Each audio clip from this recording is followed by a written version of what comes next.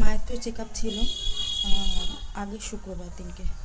তো আগের শুক্রবার দিনকে ডাক্তার আসেনি, আমরা যাবো বলে ঠিক করেছিলাম, কিন্তু ডাক্তারবাবু আসবে আজকে, মানে মঙ্গলবার।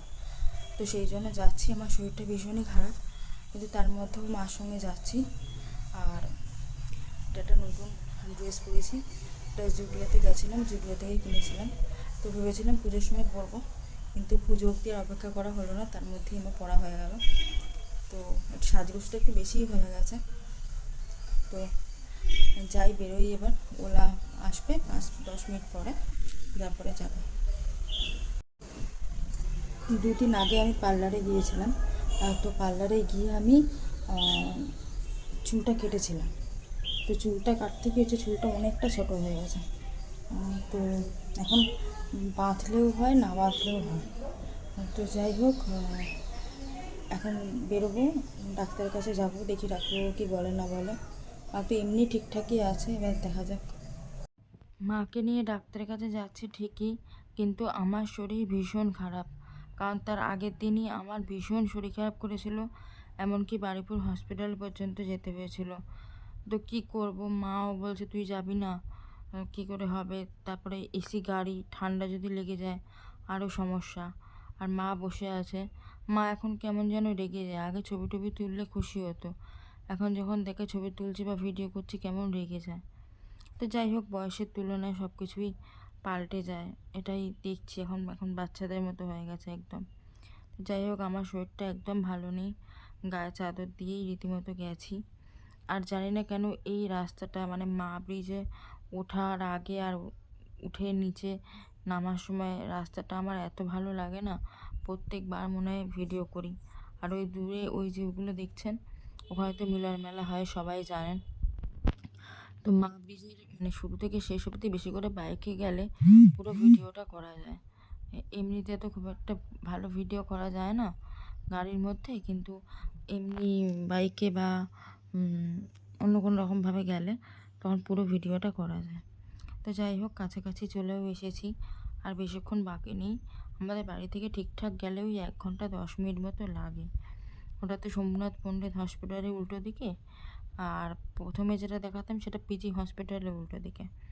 তো সোমনাথ পণ্ডিত হসপিটালের উল্টো দিকেরটা একটু ভালো বলে ওটাই দেখায়, না হলে যেটা প্রথম দেখাতাম ওটা বড্ড ছোট।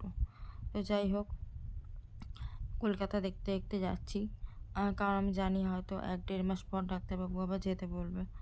তো গায়ের মধ্যে রীতিমতো চাদর দিয়ে আছি, কারণ আমার খুব ঠান্ডা লেগেছিলো বারুইপুর হসপিটালে। রীতিমতো ভর্তি নিয়ে নিচ্ছিল, শুধু আমি ভর্তি হব না বলে ইঞ্জেকশান নিয়ে চলে এসেছি বাড়িতে।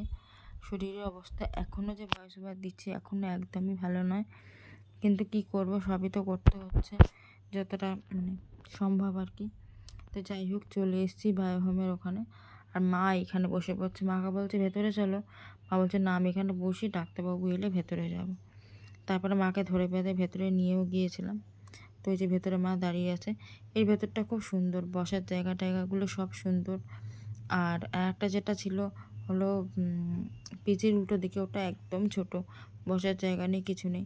তো মায়ের এটা বিলটা কাটিয়ে নিলাম, ডাক্তারের ফিসটা দিয়ে দিলাম। তো এরপর ডাক্তার দেখানো হয়েও গেছে, আর বাইরেটাতে দাঁড়িয়ে রয়েছি। আর এত গরম লাগছে কি বলবো, দম যেন আটকে আসছে। ডাক্তারবাবু তো বললেন সব কিছু নর্মাল আছে, কোনো অসুবিধা নেই, 1 মাস পরে আসবেন। কিছু ওষুধ কমিয়ে দিল, পরে আরও কিছু ওষুধ কমিয়ে দেবে। আর একটাই জিনিস করতে বললো, যেটা 3 মাস পরে একটা এমআরআই করে দেখে নিতে। এটা প্রত্যেকটা জায়গাতেই বলে, নতুন কিছু না। তো যাই হোক, এইটুকুই ডাক্তারবাবু বলেছেন। ডাক্তার দেখাতে এসেছিলাম, তো ওখানে প্রায় 2 ঘন্টা মতন বসে থাকতে হলো। তারপর ডাক্তারবাবু এলো। ডাক্তারবাবু আসতে ডাক্তার দেখানো হয়ে গেছে, কিছু খাবার কেনার ছিল সেগুলো কিনেছি। কিনে নিয়ে এবার দাঁড়িয়ে আছি ওলার জন্য। এই যে মা দাঁড়িয়ে আছে ওলার জন্য, ওলা এলে ওলা করে বাড়ি চলে যাবো। তো ফেরার সময় আমি গাড়ির সামনে বসেছিলাম, কারণ গাড়ির সামনে বসার না আমার অনেক দিনের শখ, কিন্তু হয়ে ওঠে না। তো গাড়ির সামনেটা বসেছিলাম আর মা ব্রিজে উঠছিলাম। কেন জানি না এই ব্রিজটা আমাকে এত টানে, আমার এত ভালো লাগে ভিডিও করতে। একই ভিডিও আমি যতবার ওখানে গেছি অনেকবারই তো গেছি, সেই যবে থেকে নিউরো সায়েন্সে যাচ্ছি, মানে মে মাসের থেকে, আর আজকে এটা জুলাই মাস শেষ হতে চললো, ততবার আমি ভিডিও করেছি, মানে আমার ফোনের স্টোরেজ ফুল মনে হয় এই মা ব্রিজে সমস্ত ভিডিও দিয়ে। তো যাই হোক, বেশ ভালো লাগে আমার, সেই জন্যই আমি তুলি।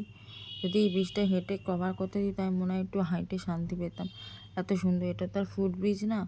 তো যাই হোক, সন্ধেও হয়ে এসছে, আর এবার একটু দেরি হলো, কেননা ডাক্তারবাবুর আসতে দেরি হয়েছে, কারণ ডাক্তারবাবু আসে কথা ওখানে 4টের সময়, ডাক্তারবাবু এসছে ওখানে 5টায়। তারপরে আমরা একটু খাওয়া দাওয়া করেছি, খিদেও পেয়ে গেছিলো বাড়ি থেকে, আমি তো একদমই কম খেয়ে গেছি, তো সেই জন্য ওখানে খাওয়া দাওয়া করেছি। সেই ভিডিওটা পরে আপনাদের সাথে শেয়ার করব, নাহলে অনেকটা বড় হয়ে যাবে। যাই হোক, আমার মা এখন ভালো আছে, এটাই সবথেকে বড় কথা, আর কিছু না। সবাই প্রার্থনা করবেন আমার মা যেন ভালো থাকতে পারে।